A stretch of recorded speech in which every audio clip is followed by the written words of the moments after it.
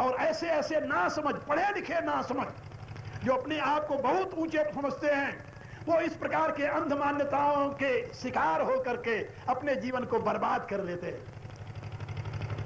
क्या बताया जाए। और दुर्भाग्य की बात है, ऐसी मान्यताओं के लिए हमारे बड़े बड़े नेता लोग जाते हैं वहां पर। हमारे राष्ट्रपति गए और उन्होंने यह घोषणा की, टेलीविजन से उसका प्रसारण हुआ था, कि जब तक मनुष्य इस मार्ग का अवलंबन नहीं लेगा, ये जो मार्ग सिखा रहे हैं, तब तक मानव का कल्याण होने वाला नहीं। ये कौन कहता है? हमारे महाबुद्धिमान राष्ट्रपति शंकर दयाल शर्मा। और किसके लिए कह रहे हैं जानते हो? जिस संप्रदाय की यह मान्यता है कि यह सृष्टि सारी 5000 वर्ष की पुरानी है, और जगह जगह पार्टियां लगे हुए हैं जिसमें यह बताया गया है कि बस 5 वर्ष में यह सृष्टि समाप्त हो जाएगी।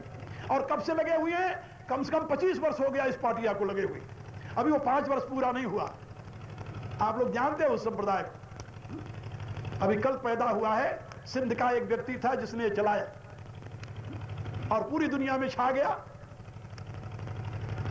अंधविश्वास के नाम। तो भारत के ऋषियों ने ज्ञान विज्ञान में मार्ग की प्रतिष्ठा की है। आज जो धर्म के नाम पर कथा कहानियां, किस्से, लतीफे और नाना प्रकार के अभिनेताओं के समान एक्शन करके स्टेज पर नाच कूद करके जनता को मनोरंजित करने वाले लोग हैं, इनके द्वारा यदि आप जानते हो कि ये शाश्वत सनातन धर्म सुरक्षित रह जाएगा, ये आपकी भूल है। शाश्वत सनातन धर्म का प्रकाश विज्ञान के विकास के साथ साथ जुड़ा हुआ है। और यही कारण है, मुझे तो 24 वर्ष हो गए यूरोप और अमेरिका में रहते। यहाँ के लोग कभी कभी मेरे से कहते हैं, क्या यहाँ आपकी बात सुनने वाला कोई नहीं है? आप वहीं रहते हो, वहां क्यों रहते हो? अपने देश को क्यों नहीं सुधारते? मैं कहता हूं, मेरे देशवासियों को मेरी जरूरत ही नहीं है।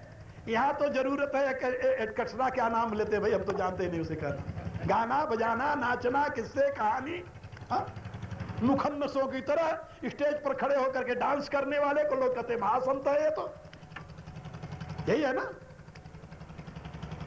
और इस प्रकार की गतिविधि के पीछे हजारों लोग दौड़ते हैं। तो मैं आप लोगों को ये बता रहा था कि ये जो युग है, ये विज्ञान का युग है, याद रखो। आप भले अपने आप को भ्रम में डाले रखो, लेकिन आने वाली आपकी संतान आपके इस भ्रांत धारणाओं को स्वीकार नहीं करेगी। जैसे जैसे विज्ञान का विकास होगा, वैसे वैसे वैदिक धर्म का प्रकाश होगा, लेकिन जब कोई उसको बताने वाला होगा तब। अन्यथा तो अंधविश्वास के शिकार होकर के आप लोग ऐसे भटकते रह जाएंगे। इसलिए गीता एक वैज्ञानिक ग्रंथ है, बिल्कुल वैज्ञानिक ग्रंथ। इसीलिए मैंने इसे धर्म विज्ञान भाष्य नाम दिया है।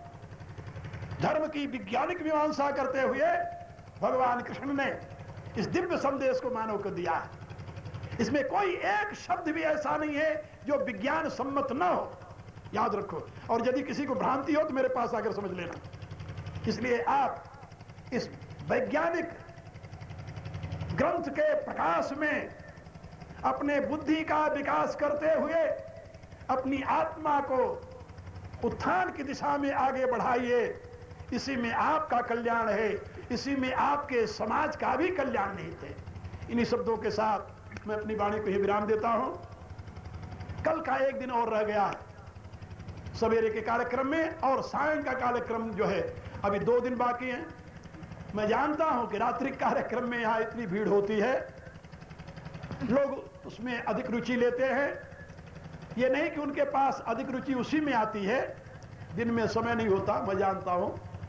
फिर भी आप लोग जो गीता की व्याख्या में इतनी रुचि लेकर के मेरी बातें सुन रहे हैं, यह अभी कुछ लोगों के लिए कम आश्चर्यजनक नहीं है। मैंने बताया था ना कि मेरे शिष्य जब यहाँ कार्यक्रम की व्यवस्था कर रहे थे तो उन्होंने कहा कि बावरा जी के सूखे विचार कौन सुनेंगे, वो तो बहुत ऊंची बात करते हैं, विज्ञान की बात करते हैं।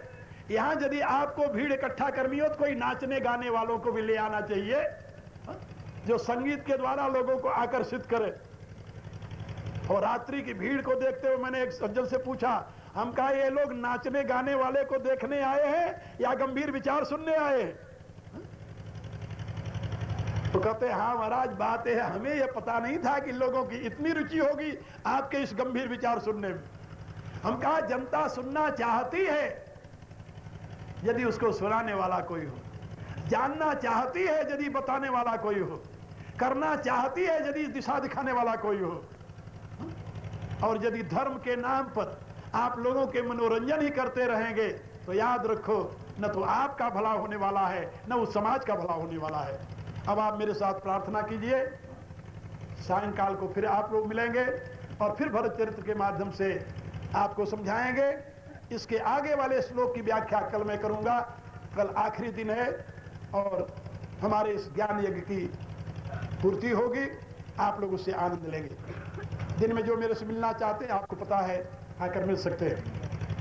ये स्वामी ज्ञानानंद जी मेरे साथी हैं और हमारे अखिल भारतीय संत समिति का एक बहुत बड़ा कार्यक्रम अभी इन्होंने आयोजित किया था करनाल में, जिसमें हजारों संत आए थे और जिसमें हजारों की संख्या में जनता ने उपस्थित होकर उन संतों के विचार सुने और खुलेआम भारत के विद्वान संतों ने ये घोषणा की कि शाश्वत सनातन धर्म ही एक वैज्ञानिक धर्म है और मनुष्यों का उत्थान जब कभी होगा तो इस धर्म के ही प्रकाश में होगा, दूसरा कोई रास्ता नहीं है। जैसा कि मैंने भी आपको समझाया, तो आज यहाँ अचानक ही इनको मैंने देखा, हम कहा आप तो सरप्राइज दे दिए हमें। सरप्राइज तो जानते हैं यदि थोड़ा पहले आए होते तो इनके भी विचार आप लोग सुनते। और मैं इनसे कहूँगा कि रात्रि के बैठक में अवश्य रहे और इनके भी विचार आप लोग रात्रि में सुने। और अब आप लोग प्रार्थना करें और ओम भूर्भुवः स्वः तत्सवितुर्वरेण्यं भर्गो देवस्य धीमहि धियो यो नः प्रचोदयात्। सर्वे भवन्तु सुखिनः, सर्वे सन्तु निरामयाः, सर्वे भद्राणि पश्यन्तु, मा कश्चित् दुःखभाग् भवेत्। ओम पूर्णमदः पूर्णमिदं पूर्णात् पूर्णमुदच्यते पूर्णस्य पूर्णमादाय पूर्णमेवावशिष्यते। ओम शांति शांति शांति। आज 1 घंटे आप मेरे विचार और सुनेंगे। कहाँ? नेहरू पार्क में 22 सेक्टर में 5 से 6, वहाँ रामायण के माध्यम से आज हनुमत जयंती मनाई जा रही है हमारे शिष्यों द्वारा। उसमें आप लोग आइए और उसमें आनंद लीजिए। हरि ओम। स्वागत करें, पधार चुके हैं।